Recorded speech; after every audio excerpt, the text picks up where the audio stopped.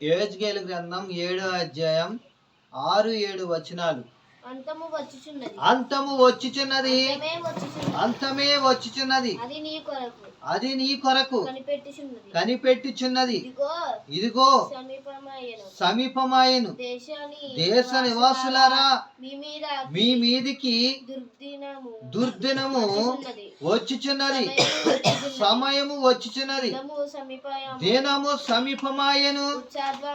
ఉత్సాహధ్వని కాదు, శ్రమధ్వనియే పర్వతముల మీద వినబడుచున్నది. చాలు. పరిశుద్ధ గ్రంథములో ప్రభు అయిన యేసు క్రీస్తు వారి చక్కని మాటలు ఇవన్నీ కూడా. గ్రంథములో రాయబడిన మాటలన్నీ కూడా చాలా జాగ్రత్తగా వినాలి. మనం ఏటి వైపు చూడకూడదు, మన ఆలోచనలు వేడి వైపు ఉండకూడదు. దేవుని వైపు, దేవుని వాక్యం వైపు మనం ఆలోచనలు ఉండాలి. మన చూపులో దేవుని వైపు ఉండాలి. అర్థమైందా? ఫోన్లతో వాటితో మనం ఆడకూడదు. చాలా చాలా క్రమశిక్షణ కలిగి ఉండాలి. దేవుని వాక్యాన్ని శ్రద్ధగా వినండి.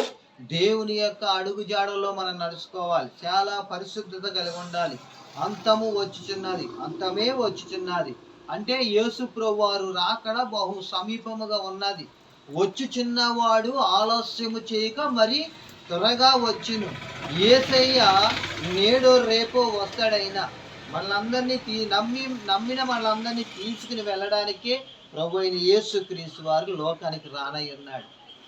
ఆయన పుట్టాడు, మన కొరకు పుట్టాడు, మన కొరకు చనిపోయాడు, మన కొరకు తిరిగి లెగిసాడు, మన కొరకు ఆరోహణమై మన కొరకు పరలోకానికి వెళ్ళకముందు ఏమన్నాడైనా తన శిష్యులారా సర్వలోకానికి వెళ్ళి సర్వ సృష్టికి వెళ్ళి సువార్తను ప్రకటించండి అన్నాడు. ఆయన నా నామాన్ని మహిమపరచండి, నా గురించి చెప్పండి ఈ లోకానికని యేసు ప్రభు వారు మహిమ శరీరంతో మహిమ స్వరూపుగా ఆయన మహిమ శరీరంతో పరలోకానికి వెళ్ళిపోయాడు. యేసయ్య పరలోకానికి వెళ్ళిపోయాడు. నేనుండే స్థలంలో మీరుండేలాగా మరలా నేను వస్తాను, మీకు స్థలం సిద్ధపరిచి వెళుచున్నాను. మరలా నమ్మిన మిమ్మల్ని అందరినీ తీసుకెళ్ళి ఆ స్థలం మీ కొరకు ఆ స్థలాన్ని సిద్ధపరిచి ఒక గృహాలు సిద్ధపరుచున్నాడు. అక్కడ బంగారు వీధులు. వాటి కొరకు మనము ఈ లోకంలో చాలా జాగ్రత్త కలిగి ఉండాలి. ఈ లోకము కట్టుకున్న ఇల్లులన్నీ కూడా శాశ్వతం కాదు. ఈ లోకములో డబ్బు, ఆస్తులు, అంతస్తులు, సుఖభాగాలు, మన పలుకుబడి, మన గొప్పలు, మన హెచ్చులు, మన సన్మానాలు, మన యొక్క ఈ ఆస్తులు, అంతస్తులు అవన్నీ కూడా మనతో రావు. ఒకనాడు నీవు విడిచిపెట్టవలసిందే. అవన్నీ విడిచిపెట్టి ఒకనాడు విడిచిపెట్టిన తర్వాత నీవు నిత్యముండే స్థలానికి వెళ్ళాలి. ఈ స్థలాలు, ఈ లోకంలో స్థలాలు నిత్యం కాదు. నిత్యముండే స్థలం కొరకు యేసయ్య మాట్లాడుతున్నాడు. నిత్యముండే ఆ స్థలము కొరకు, ఆ పరలోక రాజ్యం కొరకు మనం భూలోకంలో ఉండగానే నమ్మి సిద్ధపడి పరిశుద్ధత కలిగి చాలా జాగ్రత్త కలిగి నీతి కలిగి నిజాయితీ కలిగి ఆధారం కలిగి ఉండాలి. అందుకే ఈ లోకంలో ఆయన ఏమన్నాడంటే లేఖనాలు ప్రకారముగా అక్కడక్కడ కరువులు, భూకంపాలు, యుద్ధాలు, జనం మీద జనం, రాజ్యం మీద రాజ్యం, ఎన్నెన్నో మరణాలు జరుగుతాయని ఆయన ముందుగానే బైబిల్ గ్రంథంలో రాసి పెట్టాడు. ఆయన లేఖనాల ప్రకారంగా ఇవన్నీ జరుగుతాయి. వాటికి మీరు భయపడని అవసరం లేదు. వాటి వైపు మీరు చూడదు, మీరు నా వైపు చూడండి, మీరు ధైర్యంగా ఉండండి. అందుకే చూడండి ఇక్కడ ఏమంటున్నాడు, అంతమే వచ్చుచున్నది, అది నీ కొరకు కనిపెట్టుచున్నది, ఇదిగో సమీపమయ్యాను. మన రాకడ కూడా దగ్గరగా ఉన్నది. మన సమయం లేదు, ఇంకా సమీపం అయినది. అంతము వస్తుంది. అంతము వరకు ఎవరైతే సహించుకుని ఉంటారో వారే ధన్యుడు. అంతం వరకు సహించుకుని ఉన్నవాడే రక్షించబడతాడు. అంతం వరకు నమ్మకంగా ఉన్నవాడే రక్షించబడతాడు, పరలోకం చేర్చబడతాడు. అంతము వరకు నీవు రక్షణ పొందకుండా నీవు ఇష్టానుసారంగా జీవితాన్ని జీవిస్తూ ఇంకా నీవు లోకములో ఉంటూ నువ్వు చనిపోయావనుకో, నీ కొరకు యేసుక్రీస్తు వారు సిద్ధపరిచిన ఆ యొక్క అగ్నిగుండం అనేది మనం వెళ్ళిపోతాం. ఎందుకంటే ఉచితమైన రక్షణ మనకి ఇచ్చాడు, ఉచితంగా ఇచ్చాడు, ఉచితమైన పరలోకానికి ఇచ్చాడు కదా. ఉచితమైన రక్షణ ఇచ్చాడు, ఉచితమైన పరలోకం ఇచ్చాడు. ఆయన నమ్మడానికి ఆయన ఏవి కోట్లు డబ్బులు అడగలేదు కదా, ఆస్తులు అడగలేదు కదా. నమ్మడానికి ఉచితంగా, ఆయన నమ్మడానికి మనకు ఉచితమైన ఆ యొక్క రక్షణ ఇచ్చాడు కదా, ఉచితమైన పరలోకాన్ని ఇచ్చాడు కదా. మరి మనం ఎలా ఉంటున్నాం? భూలోకంలో మన సిద్ధపడి చాలా జాగ్రత్తగా ఉండాలి. క్రైస్తవులమైన మన అందరం కూడా, దేవుని బిడ్డలమైన మనందరం కూడా చాలా జాగ్రత్తగా ఉండాలి. చాలా గడ్డు దినములో ఉన్నాం మనం. చాలా అంతము వచ్చి ఉన్నది ఇంకా. ఈ లోకమంతా కూడా ఎక్కడ చూసినా మరణాలు, మరణాలు, మరణాలు. ఎన్నెన్ని మరణాలు చూస్తలేదు? ఎంతమంది చనిపోవట్లేదు? చనిపోయేవారు ఒక వయసు వచ్చాక చనిపోతున్నారా అంటానికి లేదు. వయసుతో సంబంధం లేదు. చనిపోతున్న వారు మరణానికి వయసుకి సంబంధం లేదు. ఎవరికి ఎప్పుడు ఏ రీతిగా మరణం సంభవిస్తుందో తెలియదు.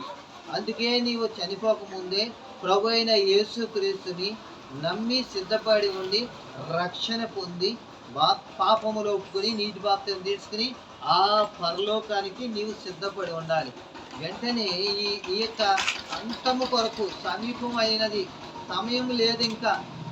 అంతము వచ్చుచున్నది, అంతమే వచ్చుచున్నది, నీ కొరకు కనిపెట్టుచున్నది. ఇదిగో సమీపమైన దేశ నివాసులారా, మీ మీదికి దుర్దినము వచ్చుచున్నది.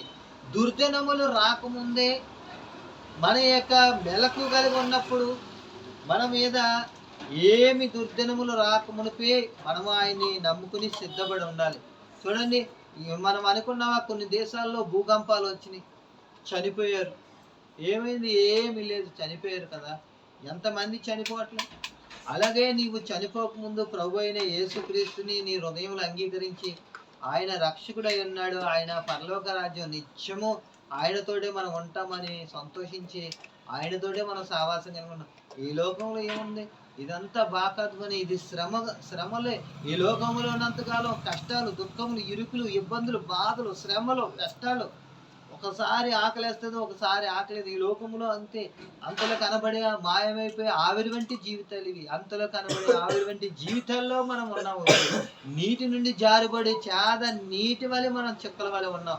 ఎగిరిపోయే పొట్టి ధూళి వలె మనం ఉన్నాము. చూడండి, కంటికి కనబడదు. ఎప్పుడు ఏ క్షణం ఏమి జరుగుతుందో, ఎప్పుడు ఎవరు చనిపోతున్నారో, హఠాత్తు మరణాలు ఉన్నాయి. కాబట్టి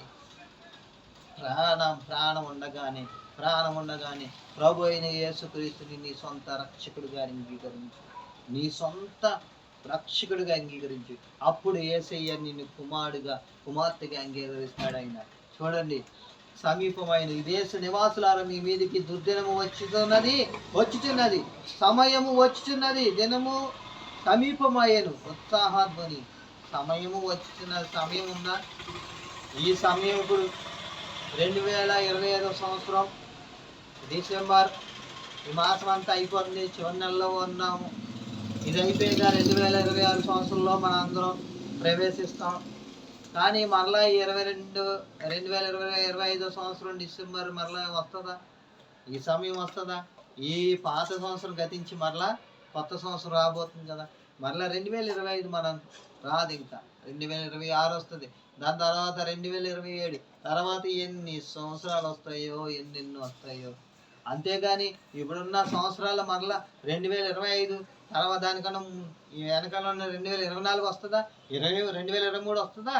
రాదు. ఈ 2025 అయిపోతుంది, 2026. ఇక్కడ అందుకే అంటున్నాడు, సమయము వచ్చుచున్నది, దినము సమీపమాయను. దినములన్నీ చూస్తే ఎలా ఉన్నాయంట? దినదినములు గడిచిపోతున్నాయి. పగలు ఉంది, మళ్ళీ రాత్రి అవుతుంది. ఆ రాత్రి మళ్ళీ వెంటనే పగలవుతుంది. పగలు రాత్రులు, దినములన్నీ గడిచిపోతున్నాయి. కానీ సమయం ఉండగానే, దీపం ఉండగానే ఇల్లు చక్కబెట్టుకోమన్నాడు.